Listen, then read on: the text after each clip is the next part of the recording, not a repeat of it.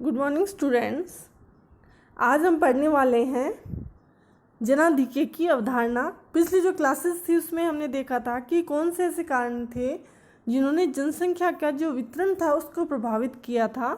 हमने प्राकृतिक कारक देखे थे, हमने आर्थिक कारक देखे, हमने सामाजिक कारक देखे जिनकी वजह से एक स्थान पर जनसंख्या वो केंद्रित हो जाती है या विकेंद्रित विरल पाई जाती है। आज हम देखने वाले हैं जनाधिक्य की अवधारणा की जनसंख्या जो है वो अधिक होना, कम होना या जनसंख्या एक परफेक्ट पॉइंट पे होना जिसे हम अनुकूलतम जनसंख्या कहते हैं। तो ये ऐसी कौन सी स्थिति होती है या जनसंख्या और संसाधनों के संबंधों के आधार पे इनको परिभाषित किया जाता है।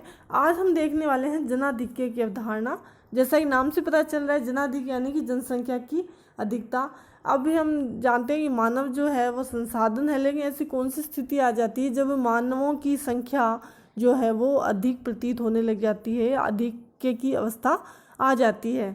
तो हम आज इसको देखेंगे, जनाधिक्य किसे कहते हैं, किन किन देशों में ये स्थिति है या इसकी वजह से क्या प्रॉब्लम्स आती हैं, इनके बारे में हम आज पढ़ेंगे।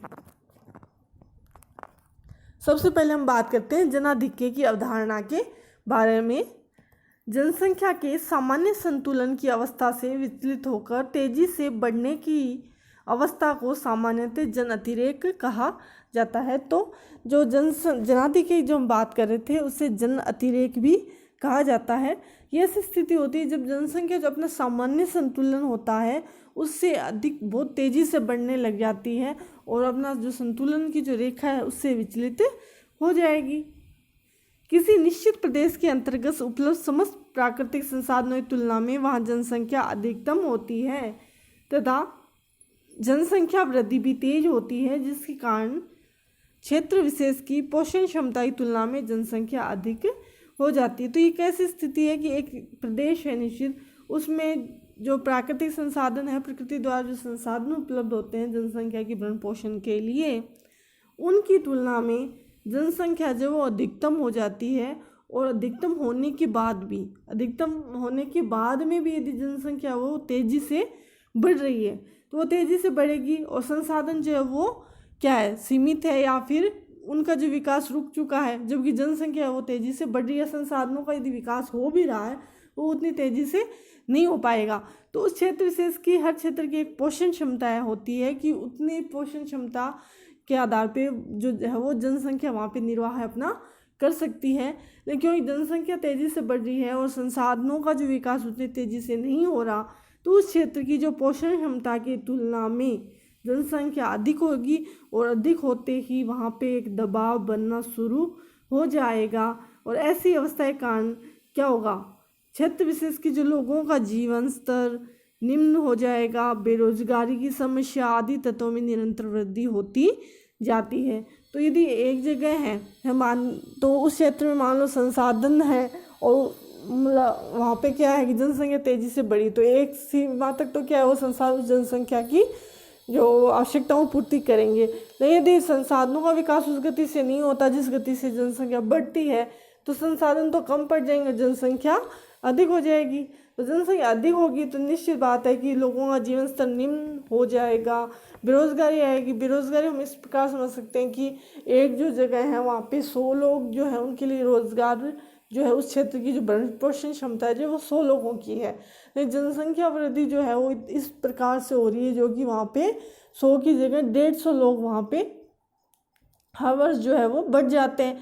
अब 100 लोगों के लिए वहाँ पे रोजगार है और 150 लोग बढ़ रहे हैं, तो निश्चित रूप से जो 50 लोग हैं वो क्या किस स्थिति में आ जाएंगे, बेरोजगारी की स्थिति में आ जाएंगे। उनके लिए रोजगार सृजन उतना नहीं हो पाएगा, तो वहाँ पे क्या होगी, बेरोजगारी आएगी।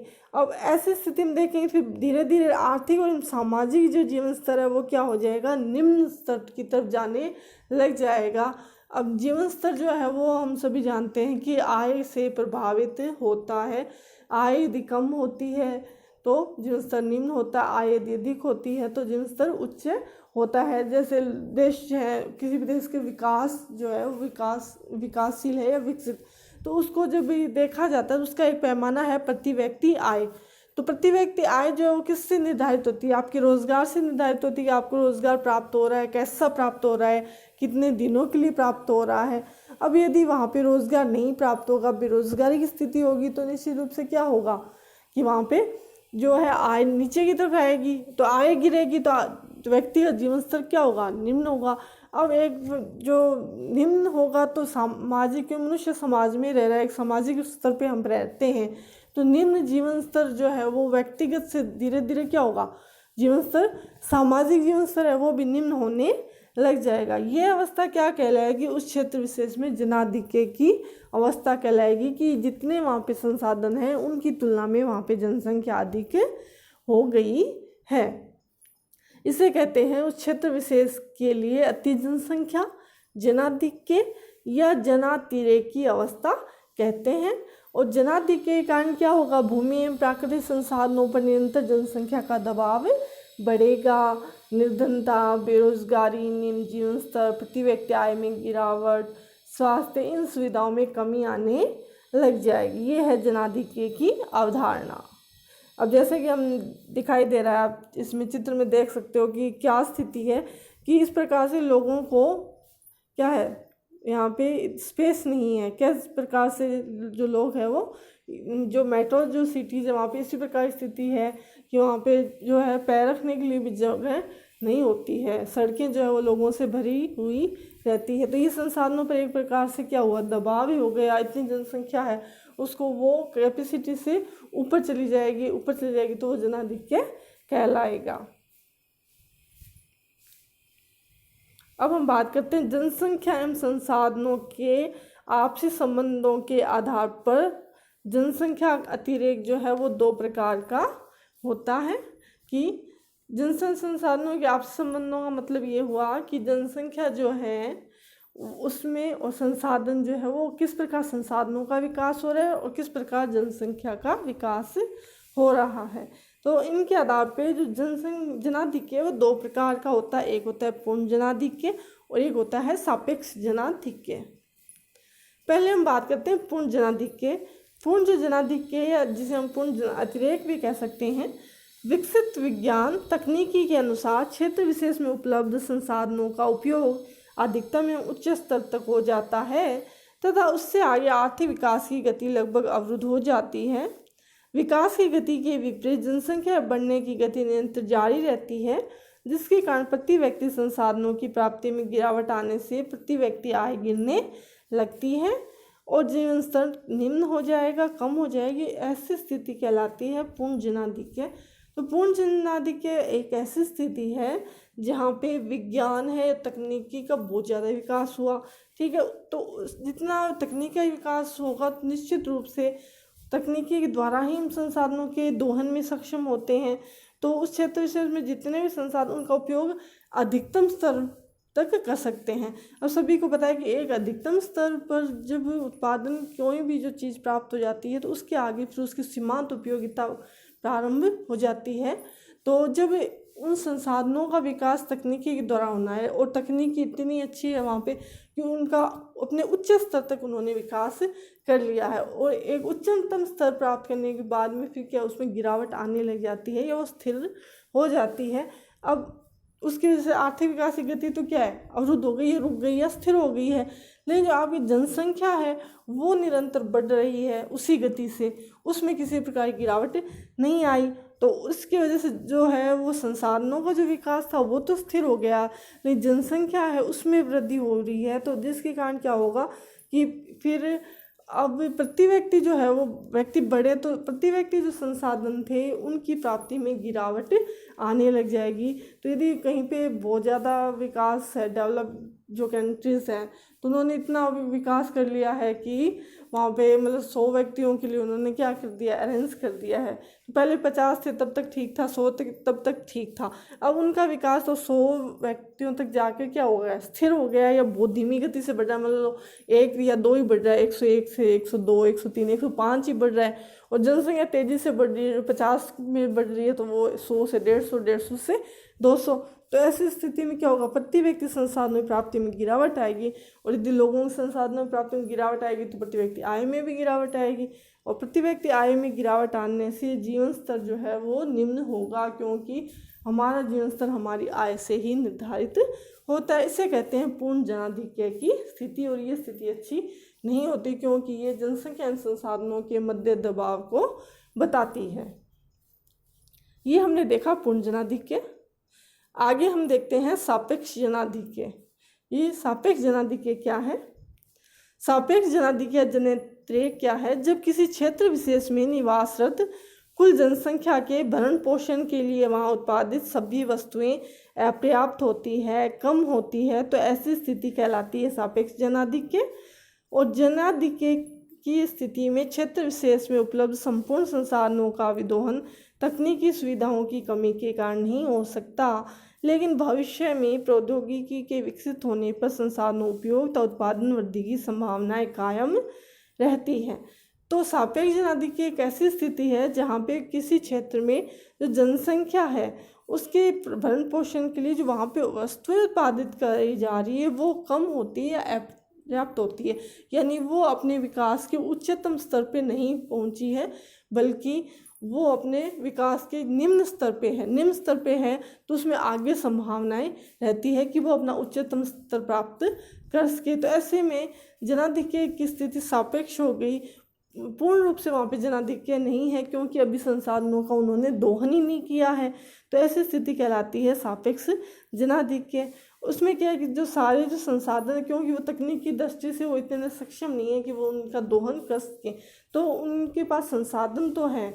यदि मान लो जैसे तकनीकी उनके पास आएगी तो वो क्या करेंगे, उनका दोहन करेंगे और वो अपने अनुकूलतम जनसंख्या वाले पॉइंट पे पहुंच जाएंगे। लेकिन वर्तमान में उनके साथ समस्या ये होती है कि तकनीकी नहीं होने की वजह से उन संसाधनों का दोहन नहीं कर पाते, तो उस वजह से वहाँ की जो जनसंख्या है वहाँ उनको जो है ना सुविधाएं मिलनी चाहिए वो उनको नहीं मिल पाती। लेकिन भविष्य में यदि प्रौद्योगिकी विकसित होगी तो वो क्या होगा, वे संसाधनों का अच्छी तरह उपयोग भी कर लेंगे, उनके उत्पादन में वृद्धि भी होगी और ये जनाधिक्य जो है वो क्या हो जाएगी, अवधारणा जो है वो मतलब समाप्त हो जाएगी या नहीं रहेगी।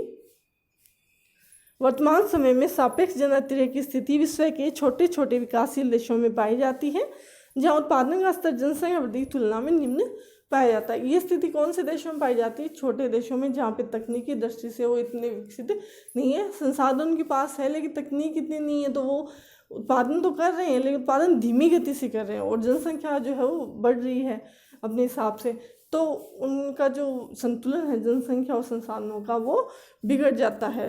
और जैसे ही तकनीक का विकास होगा तो निश्चित रूप से क्या हो जाएगा, वो जो संतुलन बिगड़ा था वो सही हो जाएगा और जनाधिक्य की स्थिति नहीं रहेगी। ये हमने देखा सापेक्ष जनाधिक्य की अवधारणा।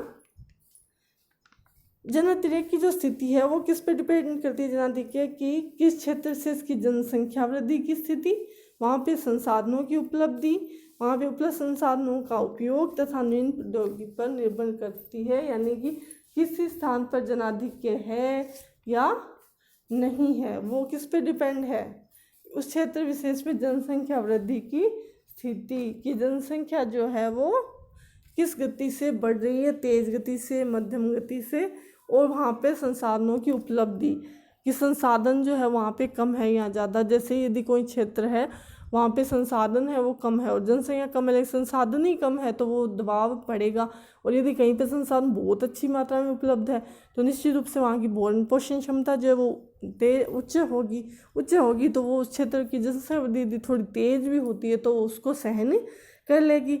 इसके लिए उपलब्ध संसाधनों उपयोग और प्रौद्योगिकी भी जो है वो जनाधिक्य की अवधारणाओं को प्रभावित करती है।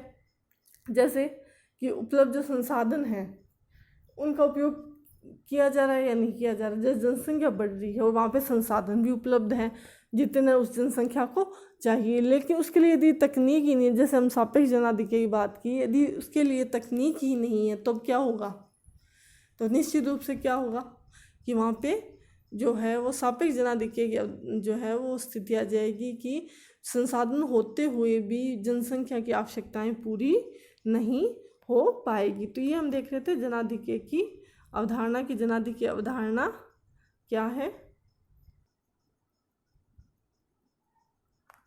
अब आगे हम देखते हैं जनाधिक्य के कारण उत्पन्न समस्याएं, कि यदि किसी क्षेत्र में जो है वो जनसंख्या अधिक है, दबाव संसाधनों पर अधिक है, तो वहाँ पे किस प्रकार की समस्याएं हो सकती है।